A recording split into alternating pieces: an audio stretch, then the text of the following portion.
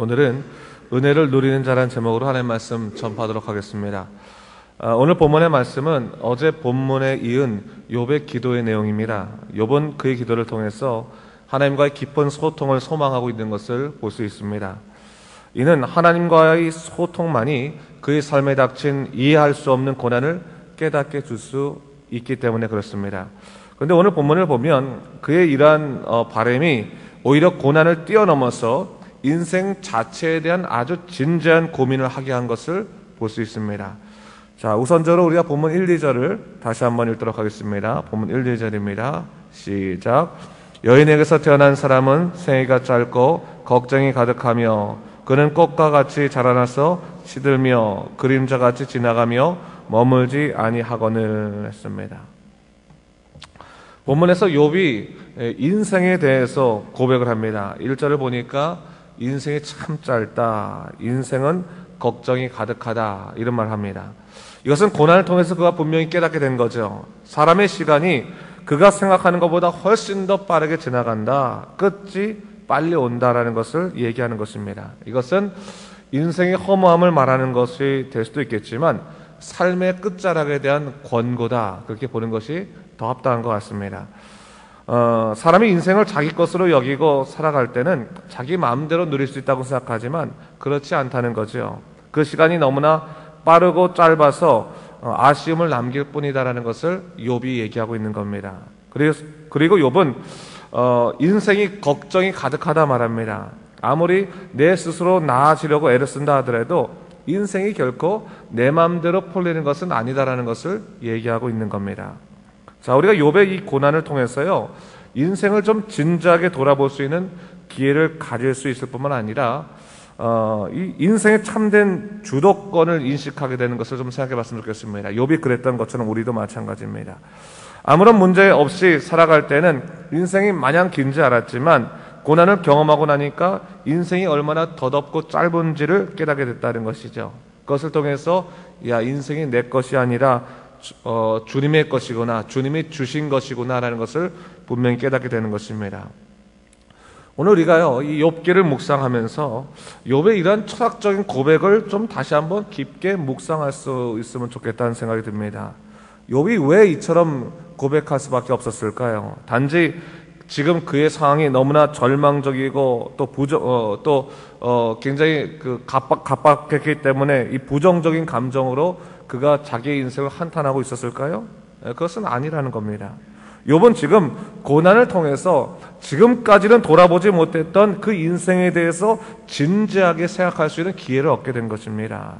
그리고 지금까지 살았던 그 인생이 하나님이 주신 시간 안에서만 유효했던 것이라는 것을 분명히 깨닫게 된 것입니다. 이 머리로는 알고 있었지만 이제 삶으로, 피부로 느끼게 되었다라는 것을 성경이 얘기하고 있는 거죠. 오늘 우리가 욥의 이러한 마음을 좀 잘 돌아볼 필요가 있습니다. 사람이요, 자기 앞에 닥친 긴급한 일 때문에 자기 자신도 잊어버리고 질주할 때가 참 많이 있어요. 그래서 한참 질주할 때는요, 내가 지금 무엇을 잃어버렸는지를 알지 못합니다. 무엇이 지금 소중한 것인지 무엇이 긴급한 것인지를 구분할지 모릅니다. 그래서 무조건 자기의 판단을 믿고 달려가는데 고난을 통해서 우리가 삶에 있어서 잠깐이라도 브레이크를 경험하게 돼서 멈추게 되면 그때서야 우리가 내게 정말로 소중한 것이 무엇이고 또한 긴급한 것 때문에 내가 소중한 것을 놓친 것이 무엇인가를 깨닫게 된다는 사실이죠. 오늘 바로 욥이 그러한 것을 지적하고 있는 것입니다. 자기가 인생을 열심히 살아왔는데 어떻게 보니까 소중한 것을 잃어버리고 절망의 늪에 빠져보니까 인생이 좀 더 명확하게 보이더라, 그것을 얘기하고 있는 거예요. 자, 오늘 우리도 이 욥의 그 고난을 좀 깊이 한번 생각해 볼 필요가 있지요. 하나님께서는 욥의 고백을 통해서 우리에게 인생에 대한 교훈을 주고 계신 것입니다. 인생을 제대로 살아가지 않고 달려가기만 한다면 반드시 그의 인생에는 짧다, 더덥다, 후회스럽다라는 한탄의 고백을 할 수밖에 없게 될 것이라는 것을 이야기해주고 계신 것입니다. 제가요, 이 목회를 하면서 어르신들 중에서 우리 교회는 아니죠. 옛날에 한국에서도 제가 노인 목회를 했었었는데 그때 보면 알 수 없는 깊이 있는 그 한숨을 쉬실 때가 있어요. 한숨을 푹 쓰십니다. 그래서 무슨 걱정이 있으세요? 라고 하니까 목사님 인생이 참 더덥습니다. 그런 얘기를 내가 참 많이 들었어요. 더덥다고. 그러니까 왜 그런 얘기를 하시니까 왜 그런 얘기를 하세요? 라고 물어보면 옛날에 젊었을 때는 정말 내가 열심히 살아오고 달려가기만 하면 되는 줄 알았는데 나이를 다 먹고 나니까 내가 노력한다고 인생이 되는 것이 아니라고 하는 것을 분명히 깨닫게 되고, 그리고 내가 아무것도 모른 채 열심히 달려가기만 했더니 내가 얻은 것보다 사실은 잃은 것이 더 많더라. 그런 얘기를 제가 하는 것을 종종 들은 일이 있어요. 이 아주 선배님들의, 인생의 선배님들의 아주 권고입니다. 권고. 여러분, 우리가 딱 살아갔는데 무엇을 얻기 위해서 열심히 달려갔는데 나중에 보니까 내가 얻으려고 했던 것보다 잃은 것이 더 큰 것이었다면 얼마나 후회되었겠습니까? 한 번은 우리 그 나이 드신 남자 집사님이셨는데 한 80대신 분이었는데 그분이 그런 얘기를 하더라고요. 내가 물질을 얻으려고 열심히 살았는데 마지막 때 보니까 물질은 얻었는데 가족을 잃어버렸다. 그런 얘기를 하더라고요. 내가 지금 다 늙거나 보니까 가족이 돈보다 훨씬 더 소중했는데 내가 왜 그것을 몰랐을까? 내가 젊었을 땐 그것을 몰랐다는 거예요. 나이 들고 나니까 돌아가고 싶어도 돌아갈 수 없고 다시 쥐고 싶어도 쥘 수 없는 것이, 그것이 삶의 중요한 가치고 가족이더라. 그런 얘기를 하신 것도 들은 적이 있어요. 어떻게 보면 욥이 이런 고백을 하고 있는 것이죠. 그래서 우리가 다시 한번 우리 인생을 돌아볼 필요가 있는 거예요. 내가 열심히 질주하고 열심히 살아가고 있긴 한데 혹시나 내가 얻으려고 하는 것 때문에 정말 소중한 것을 잃어버리고 있지 않는가. 그것을 생각해 보고 난 다음에 내 삶에 있어서 긴급한 것과 소중한 것을 잘 나눌 수 있어야 되는 거예요. 사람은 긴급한 것 중심으로 일을 해나가다 보니까 소중한 것을 많이 잃어버리거든요. 그리고 내 마음속에 더 갈망적인 것 쫓아가다 보니까 정말로 하나님이 주신 것들을 많이 놓칠 때가 많이 있습니다. 그것을 잘 돌아볼 수가 있어야 되는 것입니다. 그러면서 잊지 말아야 할 것이 있는데 오늘 본문 3절에서 욥이 이렇게 말합니다. 3절 말씀 다시 한번 읽어볼까요? 3절 말씀 읽겠습니다. 시작. 이와 같은 자를 주께서 눈여겨보시나이까? 나를 주 앞에서 이끌어서 재판하시나이까? 욥은 이미 초라해진 자기 인생에 대해서 섭섭한 마음이 있죠. 그러면서 주님께 기도합니다. 나같이 초라하고 미미한 것까지도 눈여겨보시겠다는 것입니까? 이런 사람을 심판하시겠다는 것입니까? 라고 하면 선한 마음에서 슬픈 하소연을 하고 있는 것을 볼 수 있어요. 근데 여러분, 슬픈 하소연이긴 하지만 욥은 분명히 알았던 것이 하나 있습니다. 그것이 뭡니까? 하나님은 뭐예요? 살펴보시는 자라는 거죠. 살펴보시는 자다. 우리는 좀 이것을 잊지 말아야 되는 거예요. 우리 인생을 창조하시고 하나님께서 우리에게 인생을 맡겨주셨습니다. 우리는 정해진 시간을 살면서 하나님께서 언제나 우리를 살펴보신다는 사실을 잊지 말아야 됩니다. 이것은 여러분 우리에게 위로도 되는 말이지만 우리에게 두려움도 되는 말이에요. 우리의 사정을 살피시고 우리를 도우시고 우리를 위로하시는 하나님의 눈도 있지만 우리의 죄와 허물을 보시고 용납하지 아니하시고 징계하시는 하나님의 다스림의 눈도 있다는 사실을 언제나 잊지 말아야 되는 거예요. 그렇기 때문에 우리가 교만하지 말고 내게 주신 시간을 어떻게 살 것인가를 기도하며 겸손히 주님의 뜻을 따라가는 모습들이 우리에게 필요한 것입니다. 여러분, 그런 의미에서 은혜를 누리는 자는 이와 같다는 거예요. 자기가 원하는 일에 형통하는 것만을 복과 은혜를 삼는 것이 아니라 하나님이 창조하신 그런 삶의 원리를 깨달아서 그분의 섭리대로 살아가는 겸손한 자가 되는 것, 그것이 바로 은혜를 누리는 자라는 것을 우리가 잊지 말아야 되는 거예요. 오늘 본문을 보니까 욥이 하나님의 섭리를 인정하고 받아들이는 것을 볼 수 있습니다. 어떻게 보면 처량한 모습 속에서 그러하긴 하지만 여러분, 그러한 것을 통해서 어떻게 보면요, 하나님의 은혜가 그에게 더욱더 절실해지는 것이죠. 여러분, 하나님의 은혜라고 하는 것은 자신만만한 자신감에서부터 인식되는 것이 별로 아니에요. 철저한 자기 한계를 인식하면서부터 하나님의 은혜가 더 크게 느껴진다는 것입니다. 한번 생각해 보세요. 여러분, 우리가 이전에 일이 잘 풀릴 때는 하나님이 내게 주신 너무나 많은 은혜가 있음에도 불구하고 그 은혜를 은혜로 느끼지 못했어요. 생각하지 못했어요. 그러다 보니까 뭡니까? 감사하지도 못했어요. 근데 여러 가지 삶의 어려움을 느끼고 나니까 그 어려움 속에서 내게 주신 작은 것까지도 하나님의 은혜였다는 것을 기억하게 되면 여러분 뭡니까? 감사할 일이 훨씬 더 많은 거예요. 하나님은 은혜를 누리는 겁니까? 안 누리는 겁니까? 은혜를 누리는 거예요. 누리는 거예요. 많은 사람이 자기 어떤 목적 때문에 막 달려갈 때는 하나님이 주신 은혜 다 놓치고 달려가요. 근데 멈춰서서 내가 정말로 할 것이 없고 갈 것이 없구나라고 생각할 때 주위를 아주 깊이 돌아보게 되면 정말로 감사할 만한 것들이 생각보다 참 많이 있습니다. 하나님이 주신 은혜가 너무너무 많이 있는 거예요. 그것을 우리가 좀 기억해 볼 필요가 있습니다.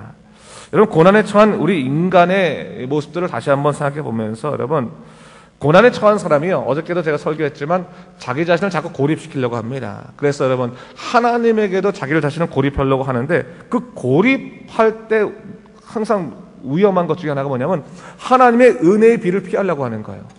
은혜가 임하면 철저히 자기 자신이 더 고통스럽게 해서 그 은혜의 비를 피하려고 합니다. 그리고 은혜로 주신 것까지도 감사하지 못하고 원망하려고 하는 그런 모습들이 자꾸 생깁니다. 근데 여러분, 은혜의 비를 피하면 안 되는 거예요. 오늘 본문 7절 이하에 보면 욥이 자기 인생에 대해서는 허망하고 고통스럽다고 여기지만 하나님의 보편적인 은혜를 찬양하는 것을 볼 수 있어요. 뭡니까? 나무도 희망이 있다. 찍힐지라도 다시 음이 나서 연한 가지가 끊이지 아니한다. 그 뿌리가 땅에서 늙고 흙에서 죽을지라도 물 기운이 음이 나서 가지가 뻗어서 새로 심은 것과 같이 변한다. 뭐예요? 보편적인 은혜라, 보편적인 은혜. 여러분, 우리가 자꾸 힘이 들면요, 고난에 처하게 되면 하나님의 은혜가 정말로 세상에 다 임해도 나는 피한다고 생각할 때가 많아요. 나는 피한다. 내게는 은혜가 없다고 생각해요. 근데 여러분, 비를 피하는 방법은 딱 한 가지밖에 없는 거예요. 비가 올 때. 뭐예요? 비가 내리지 않는 곳에 하는 거잖아요. 우산 피면 비 내리지 않잖아요. 근데 여러분, 우산을 딱 벗어놓고 운동장에 나가보세요. 절대로 비를 피할 수 있는 그런 확률이 있나? 비 맞는 거예요. 그럼 마찬가지예요. 하나님의 은혜는 나를 피해가지 않아요. 내게도 풍성하게 임합니다. 단지 우리가 스스로 자기를 고립시키려고 그런 원망의 우산을 피거나 나는 하나님 은혜 받지 않겠습니다라고 그 피할 때 그 은혜가 피해지는 것처럼 여겨지는 거지, 하나님의 은혜는 나를 일부러 피하는 경우들이 절대로 없습니다. 그렇다면 우리가 다시 한번 기억할 필요가 있어요. 하나님의 보편적인 은혜가 오늘도 나에게 임하고 있는데 혹시 내 감정이 상하고 어렵기 때문에 하나님의 은혜의 비를 피하려고 하고 있지 않나를 다시 한번 곰곰이 생각해 보면서 용기를 내자는 거죠. 여러분, 오늘 욥의 이 본문, 요 본문만 가지고 우리가 묵상하려고 하면 전체적으로 욥이 원망하는 것만 보입니다. 근데 여러분, 욥기 전체를 좀 볼 필요가 있는 거예요. 욥에 대한 정황도 볼 필요가 있는 거예요. 어떻게 보면 욥은 뭡니까? 하나님의 은혜의 비를 피하려고 하는 그 고립을 원하는 자기 자신과 하나님의 소통을 원하는 자기 자신과 싸우고 있는 거예요. 막 싸우고 있는 거라. 하나님의 은혜를 찾으려고 하고 은혜를 피하려고 하는 거 자기가 막 싸우고 있어요. 그러나 결국 누가 승리합니까? 하나님을 찾는 욥의 자신이 승리하는 것을 욥기에서는 드러내고 있죠. 그렇죠? 그것이 욥의 결론이에요. 마찬가지입니다, 여러분. 오늘도 여러분, 마음이 힘들고 고단할 때 절대로 잊지 마세요. 하나님의 은혜는 절대로 그치지 아니하시고 또 여러분을 향해서 하나님의 영광을 드러내실 것입니다. 그리고 비록 상황 속에서 아직까지 변하지 않기 때문에 마음이 고단할지 모르지만 여러분, 내면 가운데서부터 역사하시는 하나님의 위로가 임할 때 우리는 감당할 수 없는 하나님의 놀라운 역사를 누리게 될 것입니다.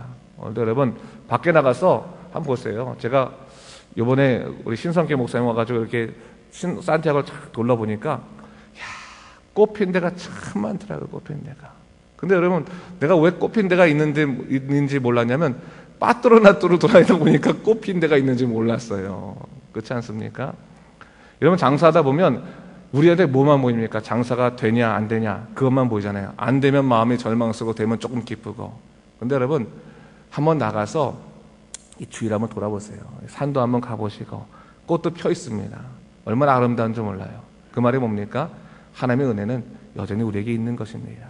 내 삶의 정황 때문에 하나님의 은혜가 그쳤다고 생각하지 말고 하나님의 놀라우신 은혜, 가끔가다 좀 밖에 나가서 하늘 좀 보세요. 이렇게 맑을 때는 햇빛도 좀 쬐시고 그러면서 하나님의 보편적인 은혜, 나를 향하신 은혜가 여전히 있으니까 내가 용기를 잃지 않고 살아가겠다.